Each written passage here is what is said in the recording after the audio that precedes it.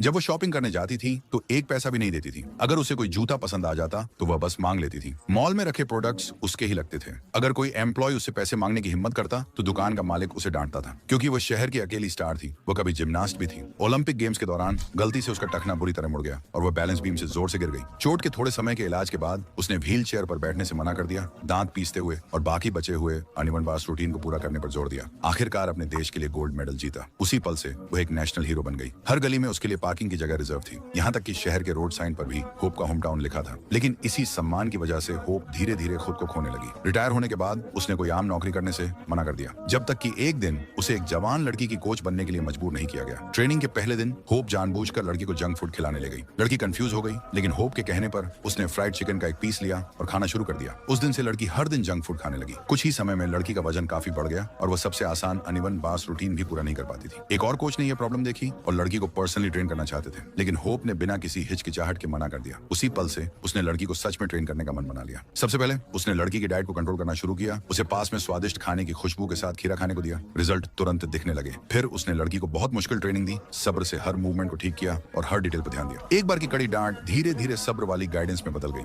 जैसे जब लड़की हमेशा लड़खड़ाकर लैंड करती थी तो होप ने अपना हेयर टाई उतारकर लड़की के टखने पर बांध दिया। दूसरी कोशिश में लड़की की लैंडिंग में काफी सुधार हुआ। उस पल होप को लड़की में अपना छोटा रूप दिखा। वो उसकी ज्यादा परवाह करने लगी और उसे एक गुड़िया भी दी। उसके पास एक क्लॉ मशीन की गुड़िया थी। जल्द ही ओलंपिक गेम्स ऑफिशियली शुरू हो गए। जब लड़की के मुकाबले की बारी आई तो होप को अचानक एहसास हुआ कि अगर लड़की चैंपियनशिप जीत गई तो वह सब कुछ खो देगी जो उसके पास कभी था। सारा ध्यान उससे हट जाएगा और उसके खास अधिकार खत्म हो जाएंगे। एक पल के लिए वह ये सब रोकना चाहती थी और लड़की का ध्यान भटकाने का कोई बुरा तरीका भी सोच रही थी, लेकिन यह सिर्फ एक ख्याल था। उसने एक गहरी सांस ली, स्टैंड में लड़की की मां की तरफ इशारा किया और मुस्कुराते हुए उसकी हिम्मत बढ़ाई। जैसा कि उम्मीद थी, लड़की ने लगभग एकदम सही परफॉर्म किया। उसने कामयाबी से गोल्ड मेडल जीत लिया। सारे कैमरे लड़की पर फोकस हो गए। होप को एक तरफ धकेल दिया गया, लेकिन इस बार उसके दिल में कोई जलन नहीं थी, कोई गुस्सा भी नहीं था और वह चुपचाप मुड़ी और चली गई, क्योंकि उसे आखिरकार जिंदगी में अपनी दिशा मिल गई थी। वह पुरानी शान से नहीं चिपकी रही, बल्कि दुनिया के सामने खुद को साबित करने का फैसला किया।